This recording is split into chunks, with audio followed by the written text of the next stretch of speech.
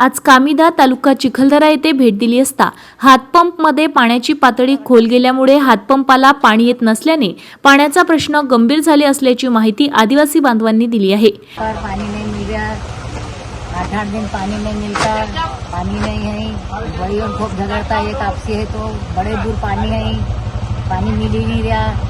मेळघाटमध्ये मोठ्या प्रमाणावर सध्या पाणी टंचाई सुरू असून प्रशासनाच्या नियमानुसार प्रत्येक बोरवेल आणि हातपंपाची जीर्णावस्था असलेल्या विहिरींची दुरुस्ती करण्यात यावी। या संबंधित प्रशासनाने चिखलदरा तालुक्यातील परिस्थितीनुसार यावर त्वरित कार्यवाही करावी अशी मागणी करण्यात आली आहे। शासकीय नियमांनुसार मेळघाटमध्ये बोरवेल आणि हातपंपाची खोली 200 फुटांपर्यंत मर्यादित ठेवण्याचा नियम आहे, परंतु मेळघाटच्या दुर्गम डोंगराळ भागातील भौगोलिक परिस्थिती आणि वाढती पाणी टंचाई लक्षात घेता हा नियम शिथिल करण्यात यावा।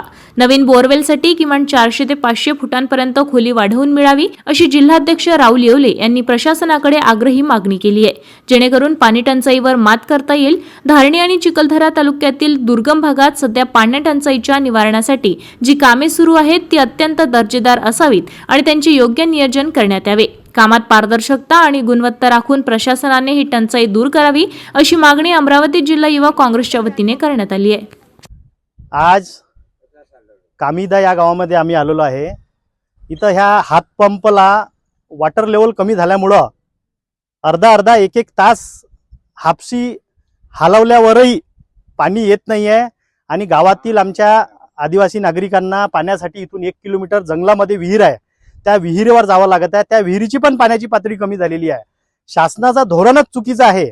आज आम्ही पाहतो मेळघाटमध्ये प्रत्येक ठिकाणी वॉटर लेवल कमी असल्यामुळे त्यांना पाणी मिळत नाही आणि या हातपंप बोरवेल शासकीय ज्या यंत्रणेमधून काम केल्या जाते त्यांचा नियमच हा आहे की 200 फुटाच्या खाली बोरवेल करता येत नाही। त्याचे पाईप वॉटर लेवल कमी झाल्यावर पण त्याची पाईप वाढवता येत नाही।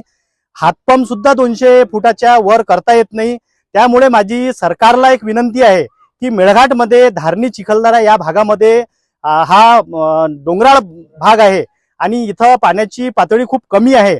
त्यामुळं या हातपंप बोरवेल या योजनांसाठी सरकारने तो नियम शिथिल करून त्यांना इथं 400-500 फुटापर्यंत जी वॉटर लेवल आहे जो पाणी मिळेल तोपर्यंत त्यांना खोदण्याची परवानगी द्यावी अशी एक नम्र विनंती आहे। कारण आज आम्ही बघतो की वॉटर लेवल कमी झाल्यामुळं या सगळ्या शासकीय योजना कमकुवत होत आहे आणि त्यांना पाणी मिळत नाही आहे, पाण्यासाठी भटकंती करावी लागत आहे।